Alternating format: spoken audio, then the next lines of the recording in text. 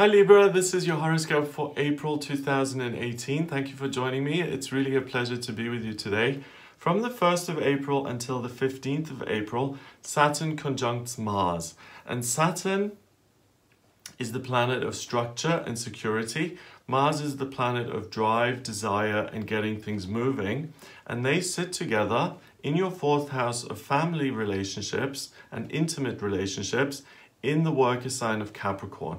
So for the first 15 days of April, you're really going to be concerned with improving your family relationships and making those closer and spending time with your loved ones. On the 16th of April, we have a new moon in Aries, and I'm going to make a separate video on the new moon just to give you more information on it. A new moon is when the sun and the moon sit together and the moon is totally black and recharges its batteries. What's important is that it sits in your 7th house of relationships.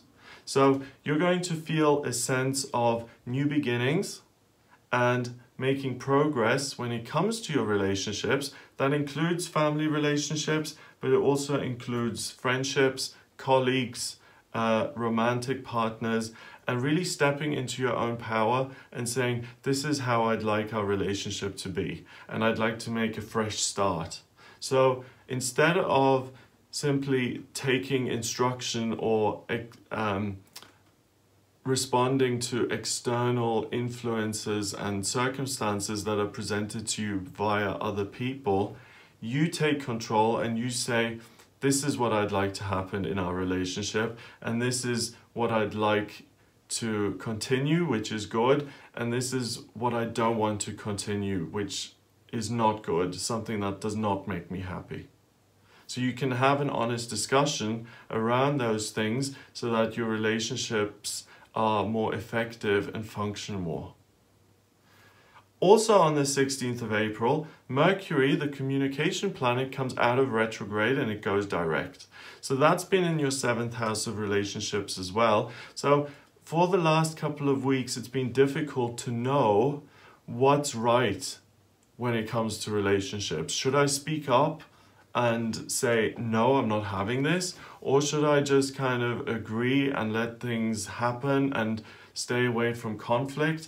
You haven't been able to decide. With Mercury going direct, you will have a crystal clear vision of how you want things to move, and you'll be able to make decisions very quickly, easily, and you will be super decisive when it comes to relationships. On the 17th of April through until the 6th of September, so for a long time, Saturn, the planet of structure and security, does go retrograde, and what that does, it gives you the ability to say no and to let go of things that don't serve you and to unravel structures which don't work in your life. So that's also in your 4th house of family. So at the beginning of the month here, you've been looking at creating more structure in your relationships with family members. You've done that now, and now that you've achieved that, you're looking at letting go of things that don't work. Similarly to this new moon and Mercury direct in your 7th, you become very aware of the toxic patterns that are inherent in some of your relationships, and you're going to let those go in a really easy and kind of holistic way, and Saturn is going to support you in letting those go. Discussion with other people is really important, but also looking at your own part in the relationship is going to be the main thing that you can alter. So if you have a parent who is super critical of you, and every time they criticize you, you blow up and you yell and you stomp your feet and you have a temper tantrum, you can change that and accept the criticism and say, I'm not going to react to that anymore because possibly they're criticizing me because they want to help me. Or it gives you at least the sense to have a deeper understanding of what's going on, and it gives you the power to alter your own behavior for the better to make your relationships better. On the 22nd of April, also for a very long time until the 30th of September, Pluto goes retrograde. And Pluto allows you to let go of the inner wounds that have happen to you in your family relationships, and to take responsibility for what's going on. So if you have had a really difficult history with family members, and you feel like you've been damaged by your childhood or by the things that go on in your family, you're able to identify those things and to forgive yourself for what's happened, and to not feel like you've wasted time, and to recognize that those things have happened and you've survived them, and to recognize your own power in having lived through those things and still being able to do the things that you do and to get on with your life despite the negativity.